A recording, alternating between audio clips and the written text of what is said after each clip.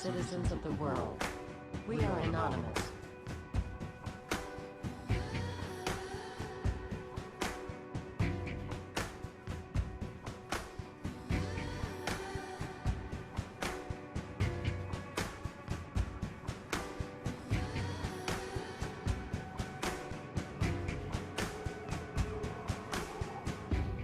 It's incredible. Internet kill switches, cybersecurity, the takeover of the web, warrantless wiretapping. This is America 10 years after 9/11, and it has nothing to do with keeping us safe. Well, we are living in a world, folks, where so often science fiction is becoming science fact. She has the stones with her. Mondo's you. All we have to do is send someone to get the... Excellent.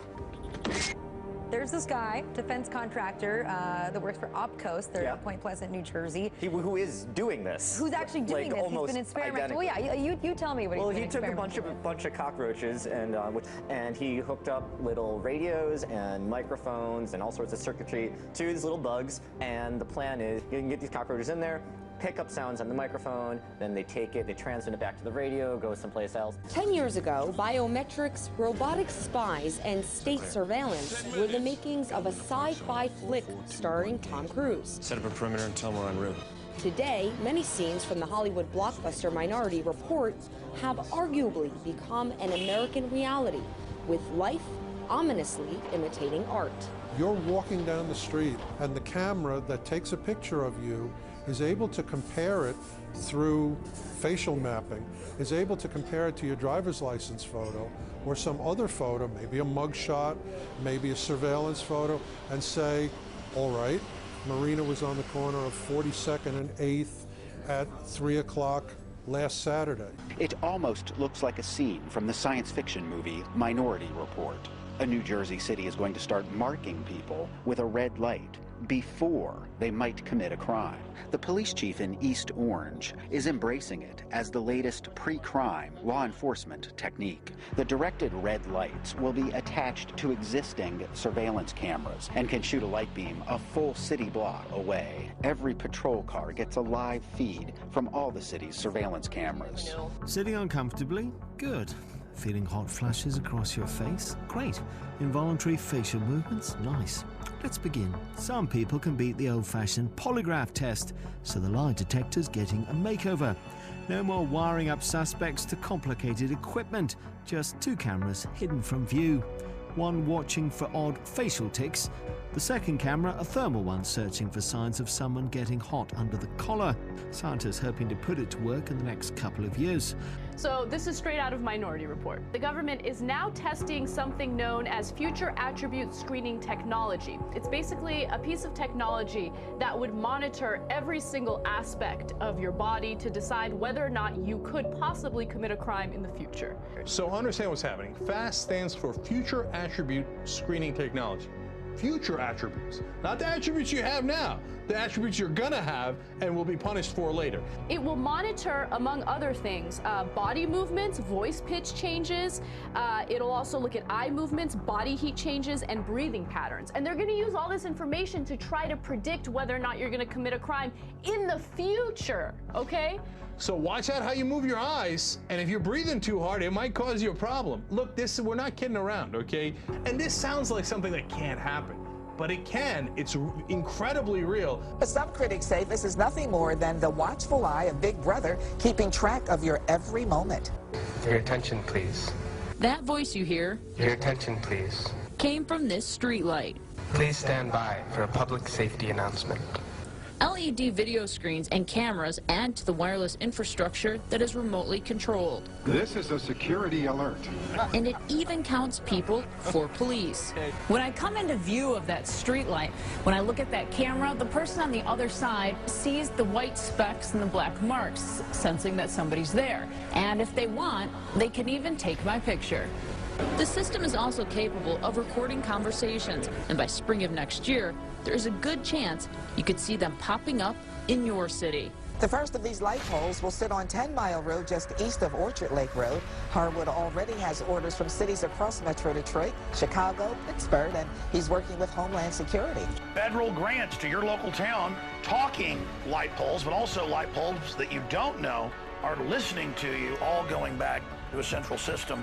Talking surveillance cameras coming to U.S. streets, IntelliStreet system now being installed on DHS backing.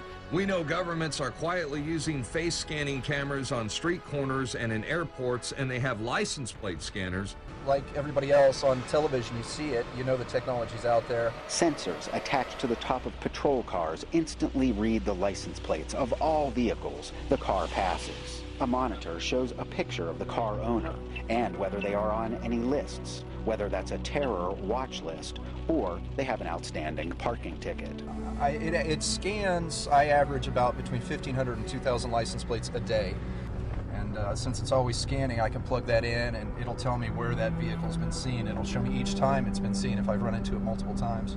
And it'll, bring up Google Maps and give you a punch pin where the vehicle was spotted. I tried to log back into Facebook and it wouldn't let me. It wanted me to identify myself not with my passcode, but by showing me obscure pictures of my friends and family. I had the feeling that it had something to do with testing their face recognition technology. And then I saw this article in the Wall Street Journal. They know who these people are and what their names are, and they want you to confirm it for them. Sure, the security measure confirms who I am, but it also confirms for them who my friends and family are. In addition to facial recognition, New York City's police department is just one of many law enforcement agencies that also requires citizens to undergo an iris scan before being released from police custody. In the past 6 months, iris scans have been taken from hundreds of Occupy Wall Street activists placed under arrest. Iris scans are like a high-tech fingerprint, but much faster. Officials can quickly identify anyone whose unique scan is on the database. The technology is becoming increasingly useful as a tracking tool in the U.S. Department of Homeland Security is developing new laser-based scanners that are going to be used to identify any chemical substance in or on your body from as far as 50 meters away. Scanner can be shot at you as far as 164 feet away and pick up every molecule on you and in you. They'll know things like what you had for breakfast, or the level of adrenaline pumping through your veins. It's a total invasion of privacy beyond Minority Report levels. The laser can detect traces of drugs or gunpowder on your clothes, to what you had for breakfast, to the adrenaline level in your body. The company that invented it even claims the scanner can be used to detect a single cell of cancer in your body. Am I the only one concerned that a laser that strong can cause cancer in your body? The horrible people that invented this technology were subcontracted by In-Q-Tel to work with the U.S. Department of Homeland Security back in November of 2011. What's In-Q-Tel, you ask? It's a company founded in February of 1999 by a group of private citizens at the request of the director of the CIA and with the support of the U.S. Congress. I feel safer already, except what if I was hanging out with my stoner pal Owen before I went to LAX to visit Meemaw Kitty, and some skunky residue from secondhand exposure ends up on my Adventure Time t-shirt, and all of a sudden I'm being pulled in by some jerky security dude for questioning, and I miss my flight, and Meemaw ends up choking on a Werther's Original because of this insane scary laser from hell. Okay, maybe that's crazy talk, but it's definitely something to think about in regards to how much enforcement will go into taking people down or bringing them in for questioning because I got a poppy seed stuck in my teeth. But how much is enough for them to pull you aside? According to Homeland Security, the government plans to install these guys at airports, sports stadiums, police cars, and subways starting in 2013. So get ready for the end of privacy. In the virtual world of tweets, Facebook posts, and search engines, every internet user is defined by a data footprint. If you think anonymous comments and blogs are protected, think again. Through the use of what's called forensic linguistics, U.S. investigators can now uncover whose fingers are behind every single keystroke. If I have a large enough sample of your writing and your posting, I can take it and compare it. I can input it into a database and send that database a bot out using that information finding every other post you ever did. The digital data trail of every American will soon be connected to a massive building in Utah. A $2 billion data center is reportedly being constructed for the U.S. National Security Agency. The complex will allegedly be able to collect, analyze, and store all forms of personal communication, including online purchases, cell calls, Google searches, and yes, private messages. They're actually looking at de-encrypting all of the data that comes out. So, for example, when you use Gmail, all your emails are encrypted by default. Google has given you this service and has allowed you to say, my communications are protected. Now, the NSA's center is designed around building systems that will de-encrypt that data and remove any protection that you can put onto it. Earlier this month, CIA Director David Petraeus painted a picture of America's dystopian freefall when describing the emergence of the Internet of Things. U.S. intelligence officials estimate that by 2020, up to 100 billion ordinary devices, such as refrigerators and dishwashers, could be wired up to the internet, just the way PCs and cell phones are now. Questions about whether the CIA could spy on people through their refrigerators. Now they are putting in chips into household appliances that could then be tracked later. So your fridge, maybe your microwave, your stove, your dishwasher. You can't make this up.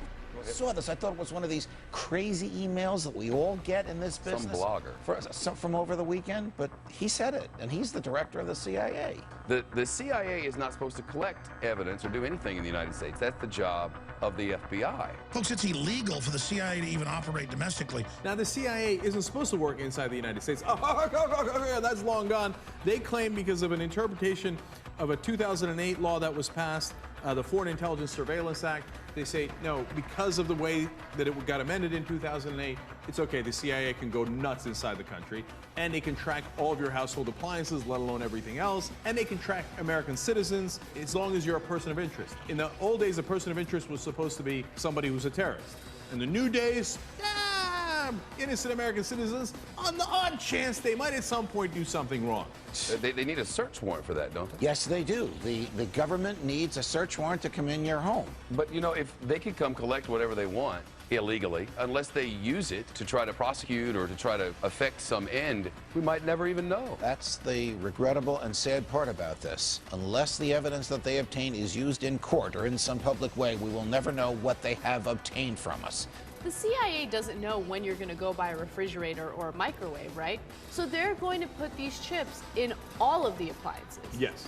All of us are people of interest, okay? It's not like they're going to pick and choose, like you go to work and they're going to break into your house and put the chip in the refrigerator. No, all of these appliances are going to have this chip in there that collects all this data. Now, you don't need probable cause, you don't need a warrant. All these devices go in everybody's home. So you're automatically a person of interest. Since there's never any consequences anymore, he's so brazen about it. He says this is going to prompt a rethink of our, quote, our notions of identity and secrecy. Understand what he's saying there? Exactly what Anna said. Our notion of identity. In the past, we had to target people who we thought were doing something wrong. Well, we have rethought our notion of identity. Now everybody's a suspect. I ain't got no chip in my stuff. Right. Guarantee you. Same here.